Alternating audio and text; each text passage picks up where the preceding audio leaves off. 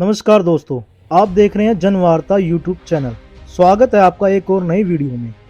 पहलगांव आतंकी घटना में 27 से 28 लोगों शहीद हो गए हैं और इसी को लेकर नेहा सिंह राठौर, जो एक लोक गायिका हैं, मोदी सरकार पर सवाल खड़े कर रही है।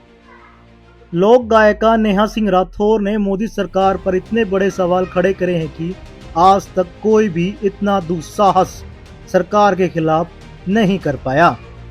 इसे दुस्साहस कहें या फिर नेहा सिंह राठौर की हिम्मत। क्या कुछ पूछ रही हैं मोदी सरकार से नेहा सिंह राठौर, आइए सुनते हैं। एक फोन कॉल से दूसरे देशों की वॉर रुकवाने वाले पॉपो अपने देश में आतंकवादी हमला नहीं रुकवा पाए और अंधभक्त मुझसे कह रहे हैं कि ऐसी बातों पर राजनीति और सवाल मत करो। तो किस बात पर सवाल करूं? शिक्षा पर, जिसे मुद्दा ही नहीं समझा जाता, या स्वास्थ्य पर, जिस पर सवाल करना अब आउट ऑफ फैशन हो गया है? बोलो किस पर सवाल करूं? बेरोजगारी पर, जिसके जवाब में तुम्हारे अब्बा हुजूर पकौड़ा तलने की सलाह देते हैं? अरे जब देश की राजनीति ही राष्ट्रवाद और हिंदू मुसलमान के मुद्दे पर चल रही है, उसके बाद भी आतंकी हमलों में देशवासी मारे जा रहे हैं, तो सवाल किस मुद्दे पर करूं? 56 इंच की छाती पर देश के सारे मुद्दों को समेट देने वाले मोदी जी की सरकार में आतंकवादी हमले होंगे और नागरिकों की हत्या होगी, तो सवाल क्या मोहम्मद अली जिन्ना और नेहरू जी से पूछा जाएगा? नागरिकों की मौत और आतंकवादी हमलों पर सवाल क्यों नहीं पूछा जाना चाहिए भाई? इन सवालों से इतना डर क्यों रहे हैं आप? अपनी ही सरकार में हुए पुलवामा आतंकी हमले के शहीदों की मौत पर बेशर्मी से वोट मांगने वाला ये आदमी पहलगाम के पर्यटकों की मौत पर भी वोट मांगेगा और अंधभक्त इसे मास्टर स्ट्रोक बताकर वोट भी देंगे।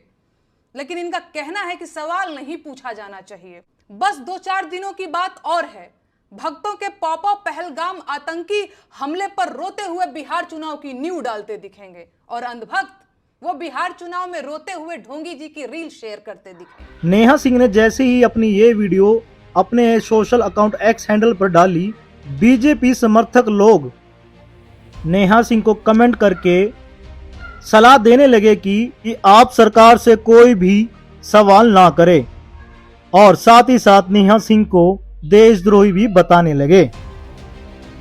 और अब तो नेहा सिंह राठौर पर एफआईआर भी दर्ज हो चुकी है, जिसके बाद नेहा सिंह राठौर ने एक और वीडियो बनाई और जिसमें उन्होंने बताया, अगर सवाल पूछने पर एफआईआर दर्ज होती है तो मैं सवाल पूछती रहूंगी और एफआईआर दर्ज करने वालों को एफआईआर दर्ज करते रहें।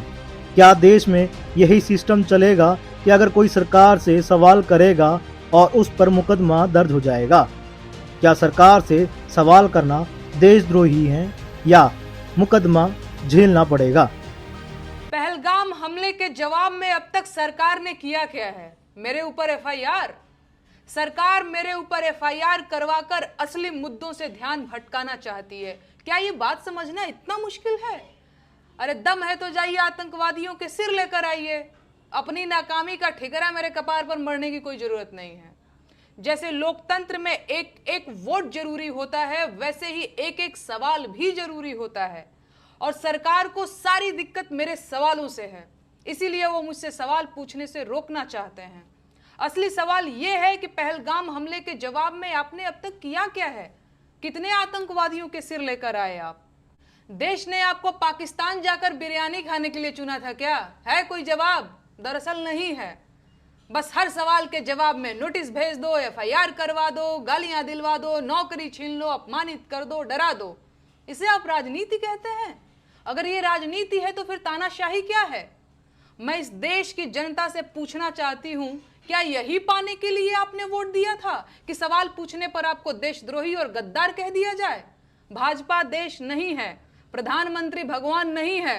लोकतंत्र में आलोचना तो होगी, सवाल भी पूछे जाएंगे। मेरे सवालों से इतनी दिक्कत है तो सत्ता छोड़कर विपक्ष में आ जाइए, सवाल नहीं पूछूंगी तब।